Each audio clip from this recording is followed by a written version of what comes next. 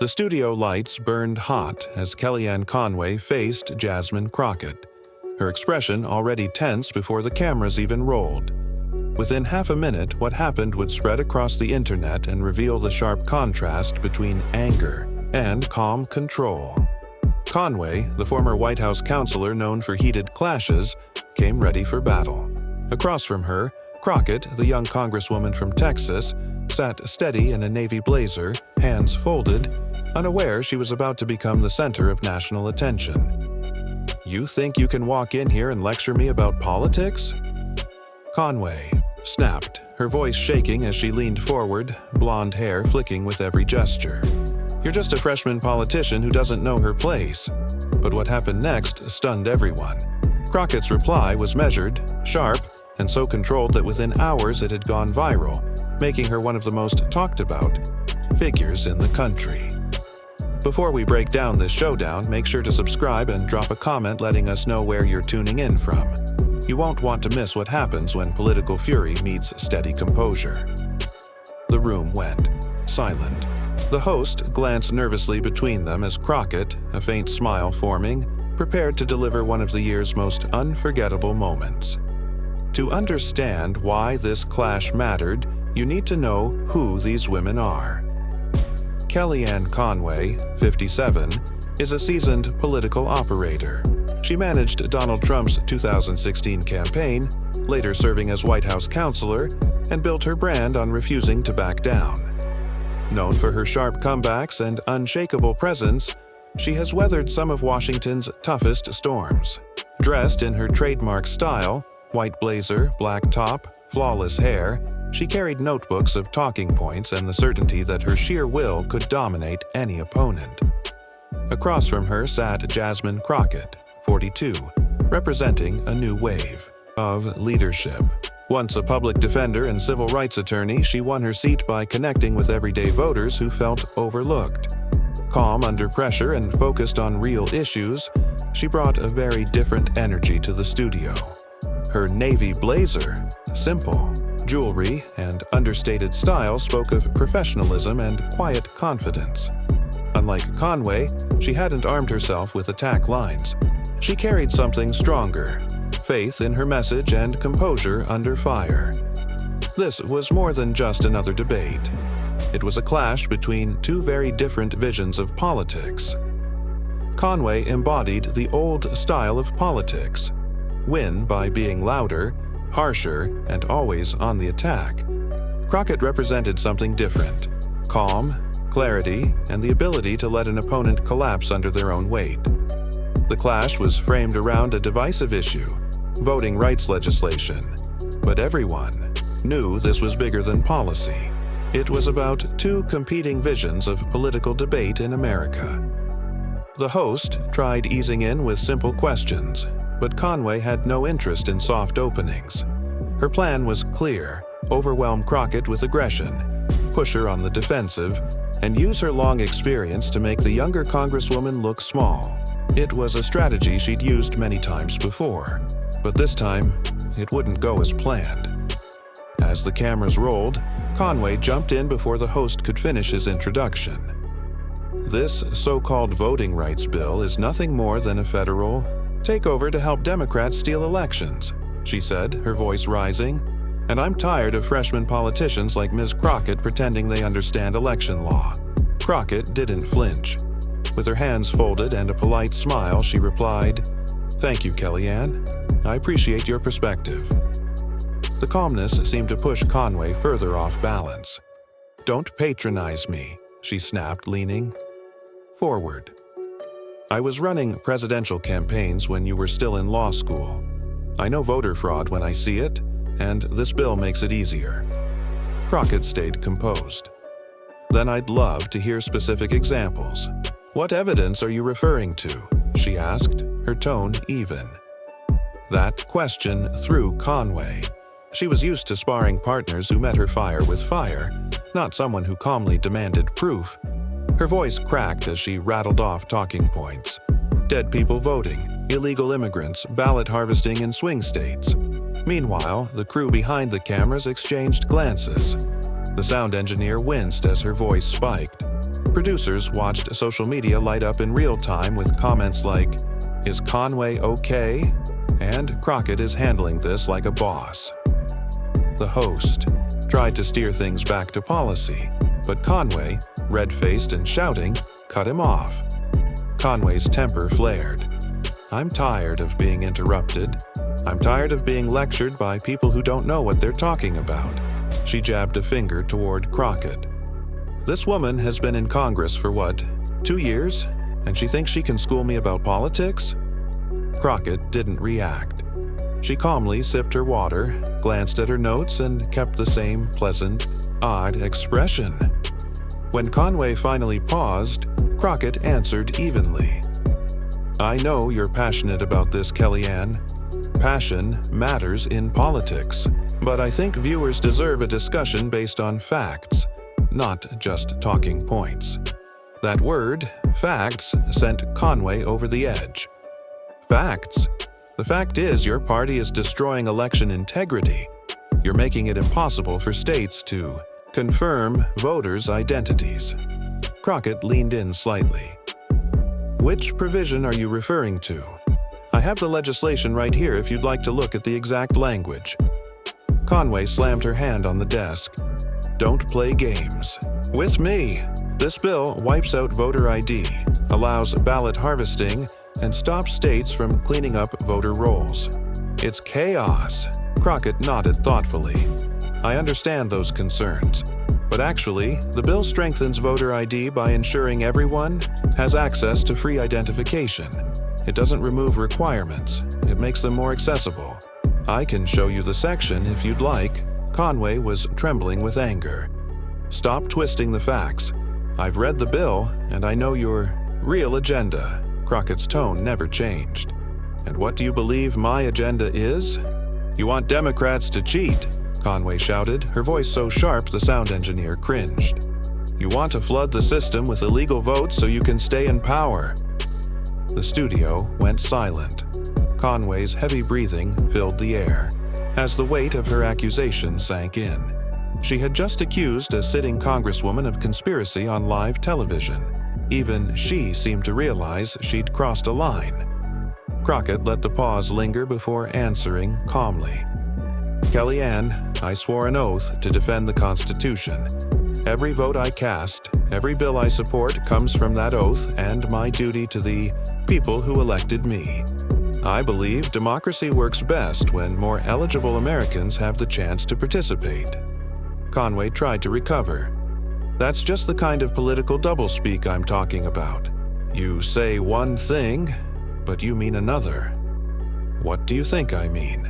Crockett asked softly. Conway froze. She had built her attack on the idea that Crockett would fight back, but Crockett's steady questions and refusal to engage in shouting matches only made Conway look more rattled. The host stepped in, trying to redirect. "Let's talk about specific state election laws." "I don't need help," Conway snapped, cutting him off. She turned back to Crockett, lowering her voice but dripping with hostility. "You think you're so smart, don't you? You think staying calm and using that lawyer voice means you're winning?" Crockett tilted her head slightly. "I don't see this as winning or losing, Kellyanne.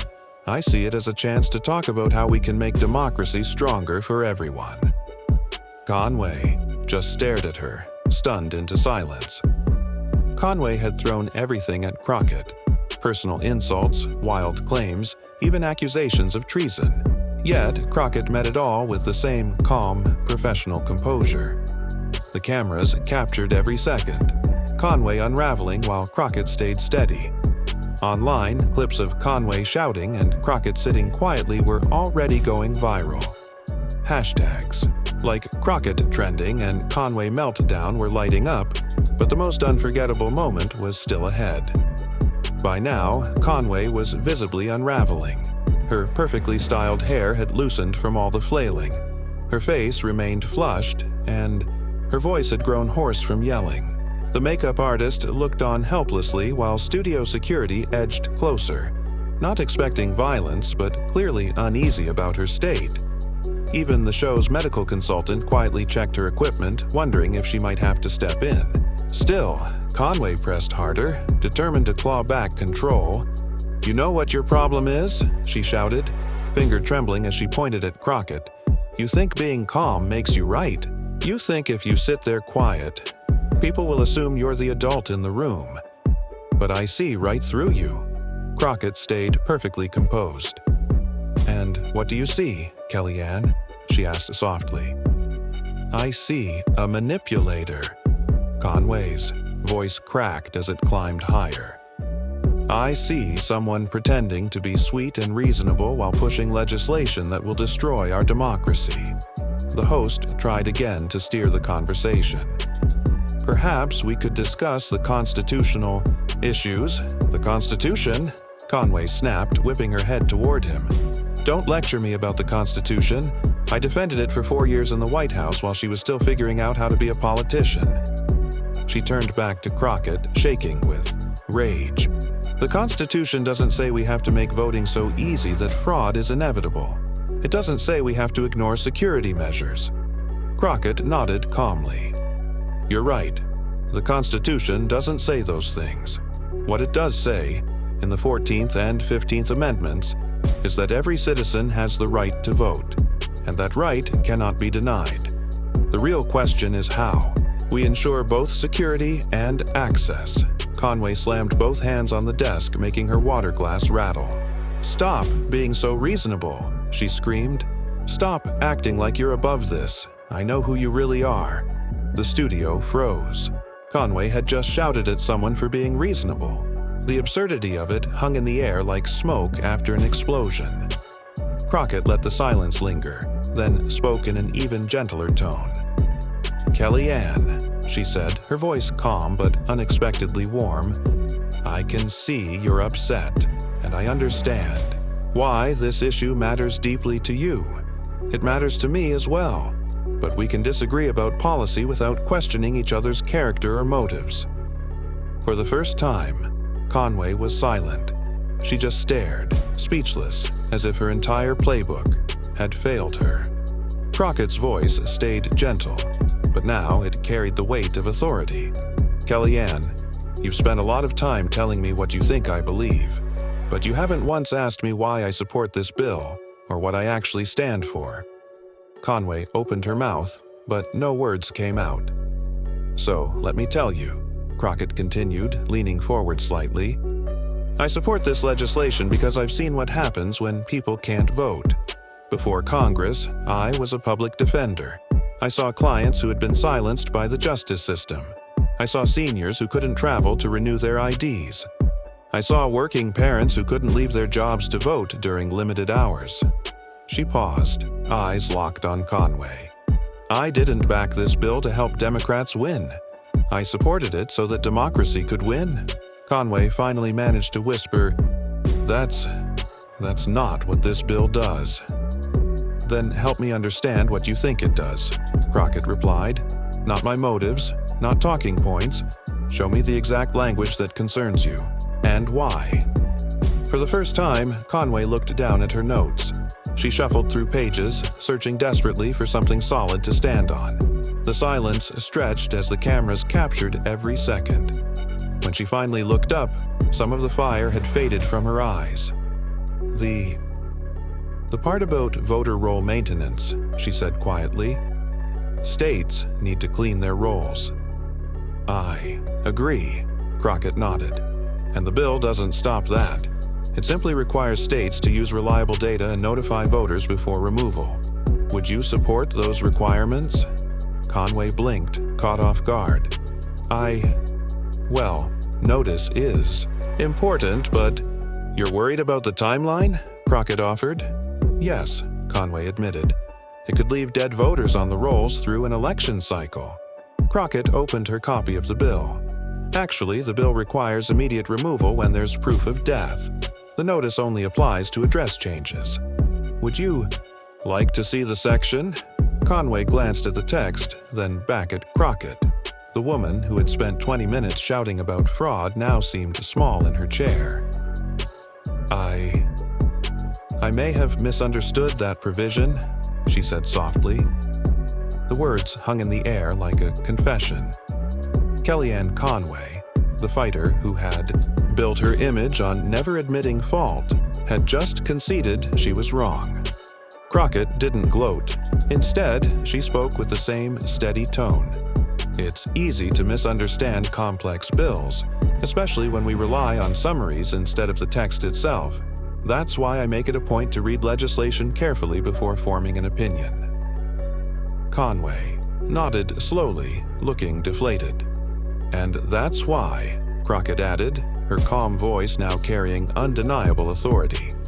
We need to have these debates grounded in facts, not assumptions about each other's character. Because once we start from the belief that people we disagree with are evil or corrupt, we stop listening. And democracy doesn't survive without listening. The host, who had sat in stunned silence through Conway's unraveling and Crockett's quiet dismantling, finally spoke up. "Congresswoman Crockett." "That's a powerful point about civil discourse," the host said. Conway looked up, as if suddenly remembering the cameras. I apologize if I got too heated," she whispered. "These issues are important to me." "They're important to me, too," Crockett replied with a warm smile. "And that's why we should be able to discuss them respectfully. The cameras captured everything. Conway's meltdown, her quiet apology, and Crockett's steady performance. Within minutes, clips were everywhere online. But it wasn't just Conway's shouting that went viral. It was Crockett's calm, factual responses that stole the spotlight. She had turned an attempted attack on her credibility into a live demonstration of the kind of leadership many felt America needed. The transformation in the studio was striking. Conway, who had arrived brimming with confidence, now sat slumped over her notes, drained and unsettled. Crockett quietly gathered her papers, still composed, as though the firestorm had barely touched her.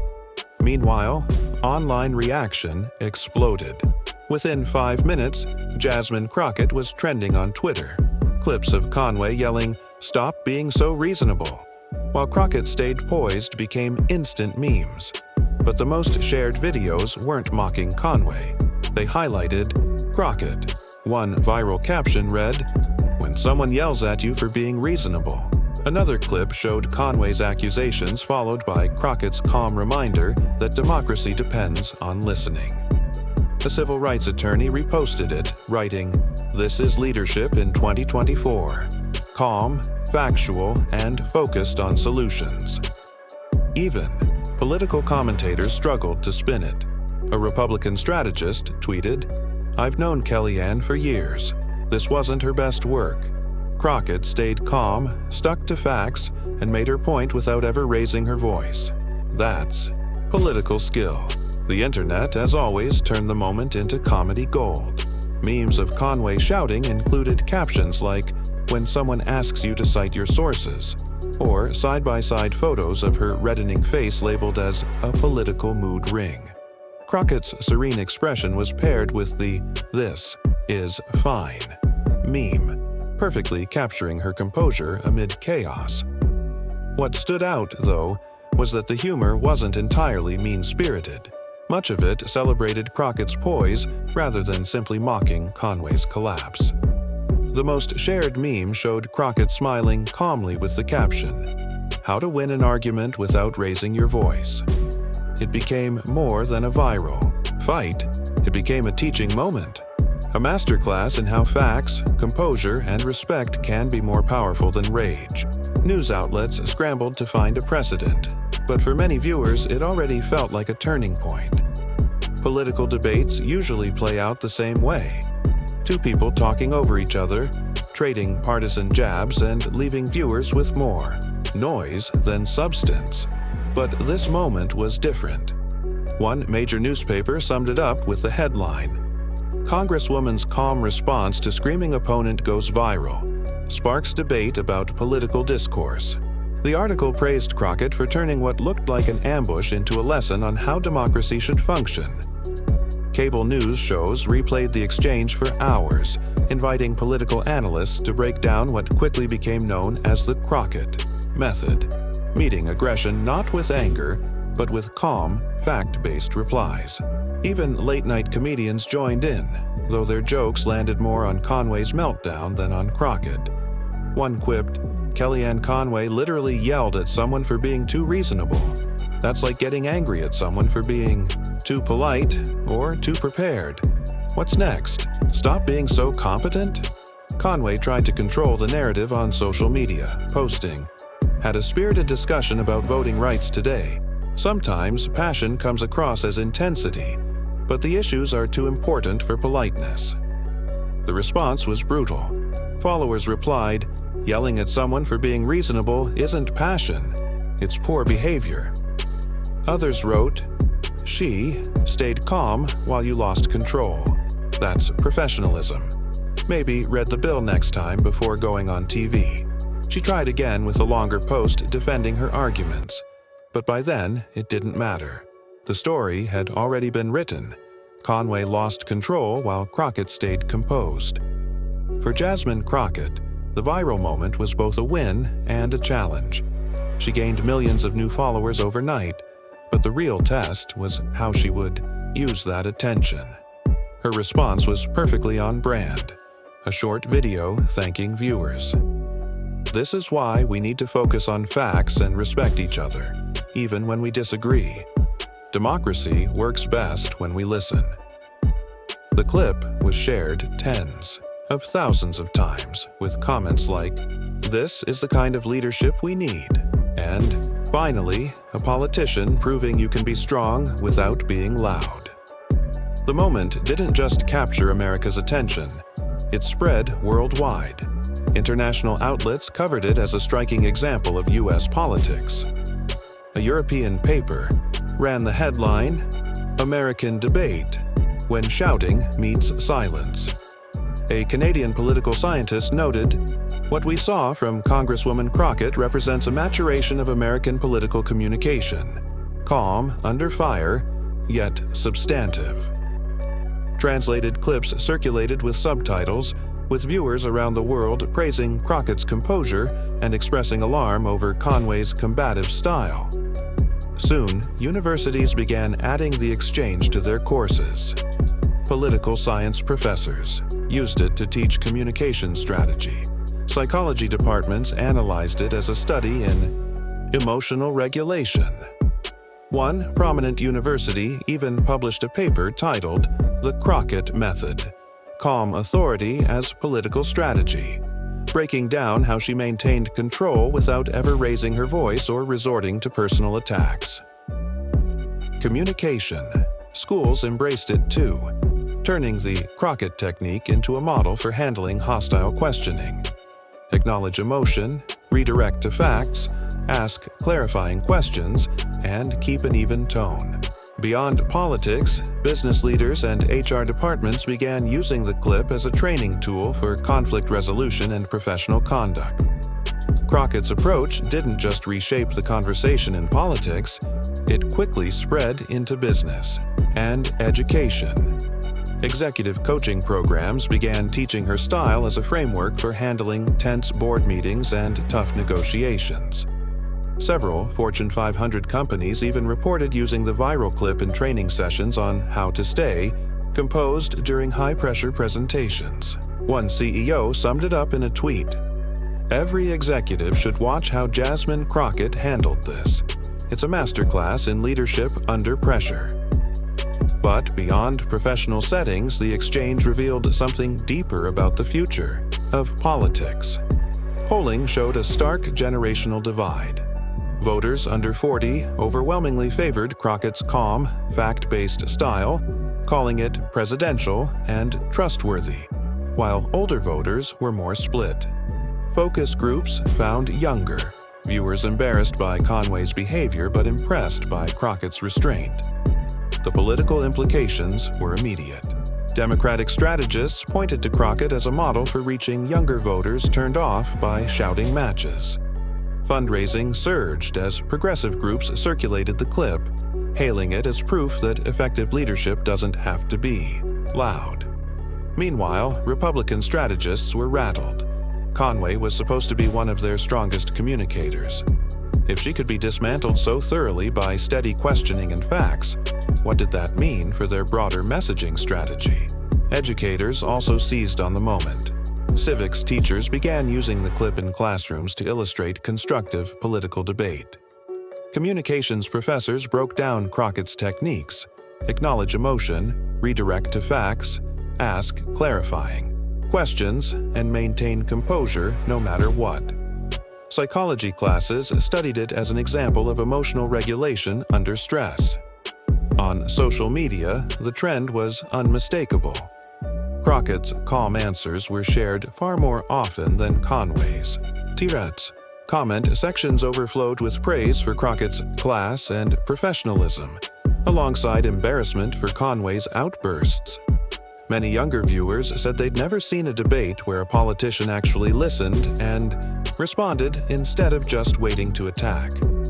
Experts soon began referring to this new style as the Crockett model, the idea that calm professionalism could actually be more effective than raw confrontation in the digital age. Some Democratic candidates quietly began borrowing from her playbook in their own appearances, and the exchange also sparked a larger conversation about women in politics, contrasting Conway's combative approach with Crockett's steady, measured leadership. Most importantly, the viral moment became a lesson in itself. Millions of Americans saw that you can be strong without shouting, persuasive without personal attacks, and respectful without being weak.